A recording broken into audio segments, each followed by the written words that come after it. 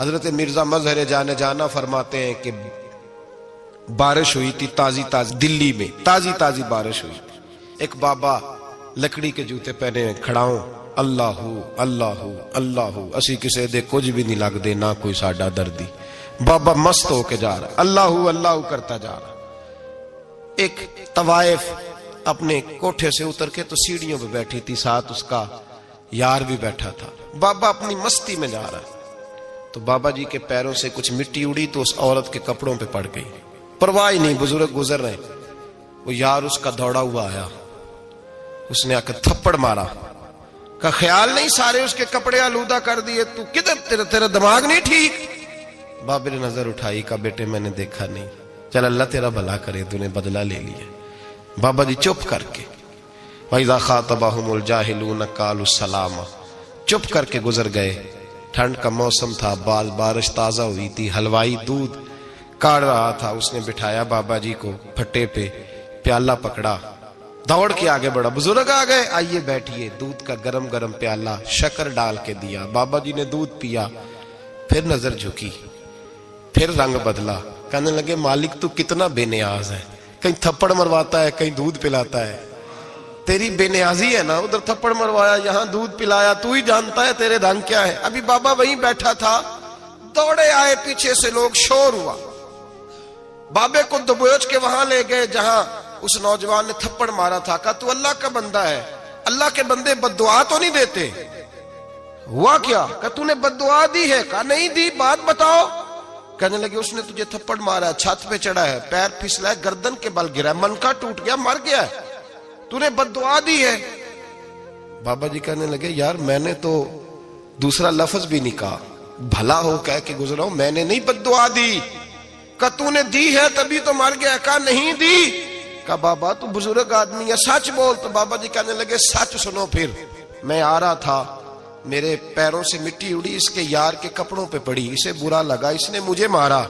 जब इसने मुझे मारा तो मैं कोई लवारस तो नहीं था, जब इसने मुझे मारा तो मैं कोई लवारस तो नहीं था। मुझे दुश्मनों न छेड़ो, मेरा है कोई जहां में, मैं अभी पुकार लूंगा, नहीं दूर है मदीना। इसने मुझे मारा तो मैं कोई लवारस था कि मेरा बदला कोई ना लेता। इसने मुझे मारा है तो मेरे यार को बुरा लगा तो उसने इसे मार दिया है, मेरी तो गलती कोई नहीं, यारों यारों का झगड़ा है, ये तो दोस्तों का झगड़ा है, ये तो यारों का झगड़ा है, कोई गलती नहीं मेरी, कोई गलती नहीं। खश खश जिन्ना कदर नहीं मेरा, ये मेरे साहब नू वडियाइयां, मैं ते गलियां दा रूड़ा कूड़ा, मैं गलियां दा रूड़ा कूड़ा, मैनू महल चढ़ाया है साइयां, मैनू महल चढ़ाया है साइयां।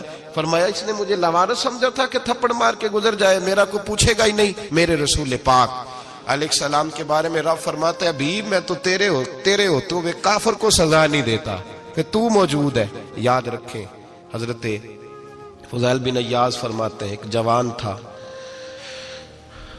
मस्जिद में आया, लोगों से कहने लगा रोटी खिलाओ, किसी ने तवज्जो ना की। उसने कहा मैं रब रब बताने वाला हूं, मेरी तरफ देखो तो सही। किसी शख्स ने ख्याल ही ना किया। फिर उसने कहा यार थोड़ा सोचो, नमाजियों से कहा, अहले इलाका से कहा, उन्होंने कहा तेरी तरह के बड़े दरवेश देखें। मस्जिद के मेहराब में वो रब करीम का बंदा इंतकाल कर गया। जब फौत हो गया ना, लोगों का मिजाज है, बीमार को दवाई नहीं देते, जनाजे पे वक्त पे पहुंच जाते। जब कोई गिर रहा होता है तो सहारा कोई नहीं देता, जब कोई गिर जाता है, टांग टूट जाती है तो तीमारदारी को जमाना पहुंच जाता है। और बुजुर्ग वो नौजवान अल्लाह का नेक बंदा मस्जिद के मेहराब में फौत हो गया। हजरत फज़ैल इब्न अय्याज़ कहते हैं इमाम साहब ने ऐलान किया चंदा दो, कोई लावारिस फौत हो गया, कफन देना। चंदा इकट्ठा हुआ, कफन खरीदा, जनाजा पड़ा, इशा के बाद दफन करके आए। फजर की नमाज के लिए जब इमाम और मुअज्जिन मस्जिद में आए तो चीखे मारने लगे, तड़पने लगे, दूर दूर तक आवाजें फैल गई, दुनिया दौड़ी आई। क्या हुआ? कहने लगे वो जो तुमने कफन पहनाया था वो यहां पड़ा हुआ है, और देखो कफन पे तहरीर लिखी है। तहरीर क्या है? अर्श के मालिक ने फरमाया मेरे दोस्त ने रोटी मांगी, तुमने दी नहीं, उसने तुम्हें मेरे करीब करने के लिए अपनी तरफ तवज्जो कराई, तुमने की नहीं, और मेरा यार तुम्हारे कफन का मोहताज था, संभाल के रखो अपना कफन, मैंने उसे जन्नत का लिबास अता फरमा दिया, संभाल के रखो। ये कोई लावारिसों का टोला है? याद रखें, जो वारिस वाले हैं, वारिस वाले, उनका रंग और है, जो मानने वाले हैं उनका मिजाज और है। अपनी जिंदगी लवारसों की तरह नहीं गुजारे, थोड़ा सा इधर गया था तो फिर थोड़ा सा इधर गया था तो थोड़ा सा, ये क्या बात हुई, ये क्या बात हुई। अपने आप को, अपनी निस्बत को, अपने अकीदे को मजबूत रखें। 1 इंच के लिए आला हजरत फाजिल बरेलवी रहमतुल्लाह अलैह के मकान की दीवार गिर गई। एक कोना मकान का, आप जानते हैं पुरानी दीवारें छोटी होती थी और बारिशों में अक्सर घरों की दीवारें गिरी हुई होती थी। एक साइड की दीवार गिर गई तो उस कोने में हिंदुओं का घर था। अब मिस्त्री साहब रात को आए, उनसे बात हुई तो कहने लगे सवेरे काम शुरू करूंगा। कहा 1-2 साहब ने कि हिंदुओं का घर साथ है और वो दुश्मन भी बड़े ज्यादा हैं, तो रात को ही हो जाए। कहने लगा जी नहीं, मेरी मजबूरी है, मजदूर कहां से लाऊंगा, बड़े मामलात है, सवेरे शुरू होगी। अब रात को मौलाना जफरुद्दीन बिहारी अलैहि रहमा कहते हैं बच्चे मदरसे के, बाकी सारे लोग, सबको जमा किया गया, चूंकि उस तरफ से थोड़ा खतरा था हिंदुओं की जानिब से। कहा जनाब ये बड़े दुश्मन है इस्लाम के, तो इस तरह करो कि 2-3 बच्चों की ड्यूटी लगाएं या कुछ लोगों की यहां रात को पहरा दिया जाए। ठंड भी बड़ी ज्यादा थी, खड़ा होना भी मुश्किल था। आला हजरत रहमतुल्लाह अलैह शाह की नमाज के बाद जल्दी उजरा खास में तशरीफ ले जाते थे। उस रात जब देखा ना बाहर शोर हो रहा है तो उसी तरह सर पे एक रुमाल लपेटा तो बाहर आ गए। कहने लगे क्या शोर है? का हुजूर सर्दी जरा ज्यादा है तो यहाँ किसी की ड्यूटी लगानी है पहरे की। 2 मिनट खामोश रहे, फिर फरमाने लगे कोई जरूरत नहीं, जाओ सो जाओ सारे जाके, कोई जरूरत नहीं, जाओ अपने अपने घरों को, कोई आदत नहीं, पहुंच जाओ। का हुजूर मेहरबानी करे, वो तय होने लगा था। फरमाया मेरी वजह से क्यों कोई सारी रात बेदार रहे, जाओ तुम्हें कहा ना आराम करो। लोग सो गए। सुबह फजर की नमाज पढ़ के आला हजरत रहमतुल्लाह ताला अलैह जब सीढ़ियां उतर रहे थे रजा मस्जिद की, तो वो जिस हिंदू की जानिब से ज्यादा खतरा था वो सीढ़ियों पे बैठा था, मस्जिद की सीढ़ियों पे। सब लोगों की तवज्जो हो गई। कहने लगा मौलाना मैं कलमा पढ़ने आया हूं, मुझे कलमा पढ़ा के मुसलमान कर दो, मैं कलमा पढ़ने आया हूं, मुसलमान करें। लोगों की तवज्जो। आला फरमाने लगे नहीं अभी तो इंतजार कर, थोड़ी देर के, अच्छी तरह सोच ले, जज्बाती फैसला ना कर, ये तू आ रहा है। ये कह के जब 2 सीढ़ियां नीचे उतरे उसके पास से तो उसने पैर थाम लिए। कहने लगा अब ऐसे तो ना करो, रोने लगा। आला हजरत रहमतुल्लाह ने कलमा पढ़ाया, कुछ बातों की नसीहत फरमाई, तशरीफ ले गए। घेरने वाले घेर के बैठ गए। कहने लगे हमें भी बता बदला कैसे है। कहने लगा दीवार गिर गई, आधी रात के वक्त, आधी रात तक इंतजार करता रहा, पहरेदार कोई नहीं, तो 2 तलवारें लेकर जब मैं इनके मकान की जानिब बढ़ा, मैंने कहा आज गर्दन काटूंगा और काट करके निकलूंगा। कहता है जब मैं करीब आया तो 2 शेर खड़े थे, ऊपर से पलट के आया तो फिर खड़े थे, इधर से पलट के आया तो फिर खड़े थे। फरमाते हैं मैं 2 घंटे के बाद आया तो फिर पलट के खड़े थे, मैं फिर 1 घंटे के बाद आया, शहरी का वक्त हो गया तो फिर पलट के खड़े थे। अब मैं डर के भागा। कहते फाजिल बरेलवी ने अपनी खिड़की से मुंह बाहर निकाला। कहने लगे और कितना तजर्बा करेगा, मुझे तू लावारिस समझता है? लावारिस हूं मैं, और कितना तजर्बा करेगा, बस कर, मान जा। मैंने कहा हुजूर ये कौन है, मुझे बताइए तो सही ये कौन है। तो कहने लगे मैंने सारी जिंदगी रसूलुल्लाह की अजमत का दिफा किया है, सारी जिंदगी गौसे आजम के नारे लगाए हैं।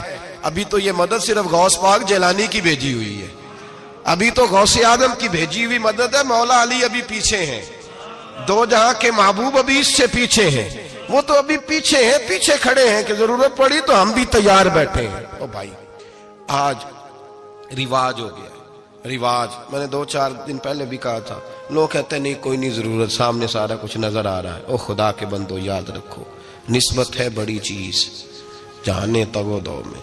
अगर किसी को निस्बत मुयस्सर आ गई ना, निस्बत, खाली दामन ही मिल गया, तेरे हाथ में कुछ है तो होनी चाहिए ना, खाली दामन ही तुझे किसी का मुयस्सर आ गया तो तू बच गया। अपनी निस्बतों की हिफाजत करें, इनको मजबूत करें, इन पर मेहनत करें, इन पर तवज्जो रखें। ये निस्बत जो होती है ना, निस्बत, ये देखे ना एक गत्ता है, आम किताब को लगा हुआ है तो जहां मर्जी रख दो, उसकी कोई कदर नहीं। लेकिन जो गत्ता कुरान मजीद को लग गया है उसको बगैर वजू छूना जायज है। एक पट्टे पे ईंट बनी है जो बाथरूम में लग गई, वहां बगैर जूते के जाया नहीं जा सकता, और जो मस्जिद में लग गई वहां जूते पहन के जाया नहीं जा सकता। ये निस्बत है बड़ी चीज। अगर मुयस्सर आए, नसीब हो, अपनी निस्बत को मजबूत करके रखा करें, इसकी जौलानी का मुजाहरा किया करें। इस निस्बत में रोज तवानाई आनी चाहिए। मैं आपको बड़ी जिम्मेदारी के साथ एक बात बताता हूं तजर्बे की। हमें जितना किसी ने आके कहा है ना निस्बत के खिलाफ, हमारी निस्बत उससे ज्यादा मजबूत हुई। हमें जितना किसी ने आके कहा है ना जी आपको क्या मिला, आपको क्या मिला, तो हमने उतना कहा यार जैसे जैसे तो कहता जाता है हमारी तो निस्बत में इजाफा होता जाता है, हमारा तो मिजाज बदलता जाता है। रोज एक नया पर्दा खुलता है, रोज एक नया रंग वाजे होता है, रोज एक नई तवानाई। अभी थोड़े दिन की बात है, एक मौलाना शरफुद्दीन साहब है, मुफ्ती साहब, मेरे हजरत साहब के मुरीद हुए। मुफ्ती थे, आलिम आदमी थे, सरकार ताजु शरिया। हमारे शेख से बैत की। अब हमारे हजरत साहब का इस वक्त हाल वही है, वराई तन्ना सयदखुलून फी दीनिल्लाहि अफवाजा। अब फौजों की फौजें लोग आते हैं। हमने देखा है सिर्फ खाली मुरीद होने वाले बाहर सैकड़ों की तादाद में हजारों लोग बैठे हैं कि सिर्फ बैत इतना कह दे हमने कबूल किया। इस आलम में और जहां हजरत साहब का ऐलान हो जाए कि तशरीफ ला रहे हैं, वहां लाखों का मजमा जमा हो जाता है और एक झलक देखने को लोग तरसते रहते हैं। ये कैफियत हमने देखी। वो दौर गुजर गया, कभी ऐसा भी होता था एक मैं होता था, एक तू होता था, और तीसरी तन्हाई होती थी। वो दौर बीत जाता है, वो लम्हे किसी किसी को नसीब आते हैं। हजरत का वो मौलाना शरफुद्दीन साहब कहते हैं मुरीद हुआ, तो मुरीद हुआ मजमे में रस्सी हजरत फेंकते हैं या चादर फेंकते हैं, तो पकड़ के मुरीद हुआ, तो साथ साथ और चादरें बांधी थी, लोगों ने पकड़ी हुई थी। एक मौलाना, मैं जब बैत होके आया उनको बताया तो मुझे कहने लगे यार तो ऐसी जगह मुरीद हो गया जो तेरी बात भी ना सुन सके, जिनको तो दुखड़ा भी ना सुना सके, जो मसरूफ ही बड़े रहते हैं, कहाँ मुरीद हो गया तो। ऐसे पीर का बैत होता जहां तू जाता वो तेरे पास आते, गुफ्तगू होती, बातचीत होती। कहते जब उन्होंने मुझे बहुत ज्यादा कायल किया ना, बहुत ज्यादा, तो मैंने इरादा कर लिया, मैंने कहा बात ठीक है, बैत कहीं और होना चाहिए था। कहते मैं इशा के बाद सोया तो हजरत साहब मुझे ख्वाब में मिले, ख्वाब में, और फरमाने लगे मौलाना जब आप मुरीद हुए थे तो आप इस जानिब बैठे थे, इस कोने में आप थे, इतने लोग आपसे पहले थे, इस हाल में आप मुरीद हुए थे, और जहां तक बातचीत करने की बात है तो आपने जो दिल में सोचा था वो मैंने आके आपको बता दिया है। फिर भी बड़ी जरूरत हो तो मेरे साहबजादे का नंबर ले लें और फोन कर लिया करें, बात हो जाया करेगी। कहते हैं ये अभी बात हो ही रही थी कि मेरे दरवाजे पे दस्तक हुई तो मेरी आंख खुल गई। मेरी आंख खुली तो मैं परेशान हूं कि नंबर तो मिला नहीं। एक इंजीनियर साहब मेरे मोहल्ले में रहते थे, फरमाते हैं वो शाम को मेरे पास आए और कहने लगे मौलाना सुना है आप हजरत मुफ्ती अख्तर रजा साहब से मुरीद हो गए। मैंने कहा, तो कहने लगे मैं उनके मदरसे में काम करके आया हूं, मेरे पास उनके बेटे का नंबर है, चाहिए आपको? नंबर है चाहिए? कहते हैं नंबर मुझे वो शाम को घर आके दे गए। अब जब मैं आस्ताना नूर पे बरेली शरीफ मिलने के लिए हाजिर हुआ तो मेरे दिल में ख्याल आया, जब मैं अंदर गया ना तो मेरे दिल में ख्याल आया हुजूर ख्वाब जो आई थी, इतनी भी जल्दी क्या है, जरा ठहर जाइए, आप मिले जो थे तो साहब नंबर भी दे ही जाते। मेरे दिल में ख्याल आया तो अस्सलाम वालेकुम के बाद हजरत कहने लगे मौलाना मुझे तो जल्दी कोई नहीं थी, आपके दरवाजे पे दस्तक हो गई थी, मुझे तो कोई जल्दी नहीं थी, आपका दरवाजा बजने लगा था, मुझे तो जल्दी कोई नहीं थी लौटने की। हर मुश्किल दी कुंजी यारो हाथ मर्दा दे आई, और मर्द नजर करे जिस वेले मुश्किल रहे ना काई। बस लोगों ये याद रखो और इस पे अमल करो, अपनी निस्बतों को मजबूत करें। हमारा तो जैसे दिन का उजाला चमकता है ना, चमकता है दिल का उजाला, जैसे नया दिन चढ़ता है हमारे लिए तो एक नई रोशनी लेके आता है। अपने आप को बेदार रखें। सूरज अगर बाहर पूरा निकल आए ना तो जो आदमी आंखें जोर से बंद कर ले उसे कोई शय नजर नहीं आती। पूरा सूरज निकला हुआ भी हो, सूरज उसे नजर आएगा जिसकी अपनी आंखें भी खुली होंगी। तो आंखें ही नहीं खोल रहे, तो आंखें ही नहीं खोल रहे, आंखें, ये शिकवा आंखें ना खोलने का है, आंखें ही नहीं खोल रहे तो सूरज कैसे नजर आएगा। बात जरा सख्त है पर चलो आप मेरे अजीज हैं, कर जाता हूं। मुल्ला रूमी रहमतुल्लाह ताला अलैह फरमाते मुझसे एक शख्स ने कहा कि नबी पाक सल्लल्लाहु ताला अलैहि वसल्लम अगर सिराजम मुनीरा है तो नजर क्यों नहीं आते? तो मैंने कहा उल्लू अगर आंखें बंद कर ले तो उसे कोई शय नजर नहीं आती, आंखें बंद कर ले तो उसे कोई शय नजर, तो आंखें तो खोलना, आंखें खोल। यहां मैं अपने कमरे में यूं पर्दा आगे करके लाइट बंद करके बाहर शोर मचाऊं, सूरज कोई नहीं, सूरज कोई नहीं, तो मुझे कोई बंदा कहेगा पागल इस तरह कर, बाहर निकल, इधर आ तुझे दिखाऊं सूरज है कि नहीं, तेरी तो अपनी आंखें बंद है। इकबाल कहते हैं दिले बीना भी कर खुदा से तलब, आंख का नूर दिल का नूर नहीं, अंदर की आंखें खोल, अंदर इतना अंधेरा है तो बाहर कैसे नजर आएगा। तो लोग आंख ही नहीं खोलते, दाएं बाएं देखते रहते हैं। निस्बत को मजबूत करें। रब तो फरमाता है हबीब तू मौजूद है तो मैं काफिर को भी अजाब नहीं देता। अब यहां खालिस निस्बत का बयान है, खालिस। ये नहीं फरमाया कि हबीब इनके अमल अच्छे हैं तो मैं अजाब नहीं देता। ये नहीं फरमाया कि हबीब यहाँ खाना काबा है तो मैं अजाब नहीं देता। निस्बत की बात फरमाई, निस्बत की। ये नहीं फरमाया कि हबीब यहाँ रोज तवाफ होता है तो अजाब नहीं देता, यहाँ तिलावत होती है तो फरमाया हबीब तू है इसलिए मैं इन्हें अजाब। मदीने में कभी जलजला नहीं आया, पता है आपको? इसलिए नहीं आया कि वहां मेरे मुस्तफा का गुंबद खजरा है। कोई फसल वो बीजते नहीं, कोई फसल बोते नहीं, वो कोई फसल भी, लेकिन दुनिया की हर शय आपको मदीने में मिलती है। जो सबसे अच्छा फल खाना चाहे उसे मदीने में जाके मिलता है, इसलिए कि वहां गुंबद खजरा की हरियाली मौजूद है। दुनिया की हर नेमत मिलती है इसलिए कि गुंबद खजरा जो मौजूद है। तो भाई ये निस्बतों की बात है, निस्बतों की। पुरानी उम्मतों में जब कोई गुनाह करता था तो दरवाजे पे लिखा होता था सवेरे, मेरे हबीब ने दुआ फरमाई मौला ये मेरे हैं इन्हें रुसवा न करना, ऐ अल्लाह मेरे हैं इन्हें रुसवा न करना। तो मेरे भाई सुन लो और याद रख लो, लाखों पाप भी लोग करके आए, सवेरे मुंह धो के निकल आए तो अर्श का मालिक रुसवा नहीं करता, बल्कि कहता है तू मेरे दामन में छुप जा, अंदर जाके जहां गुनाह किया है वहां जाके दिल से सच्ची तौबा कर ले, मैं कयामत में भी किसी को नहीं बताऊंगा कि तूने गुनाह किया। तो बरकत किसकी है? रसूल पाक की। ये बरकत किसकी है? हबीब दो आलम की सल्लल्लाहु। गुलामी का रिश्ता मजबूत करें, गुलामी का। वारस वाले बने, लवारस ना बने।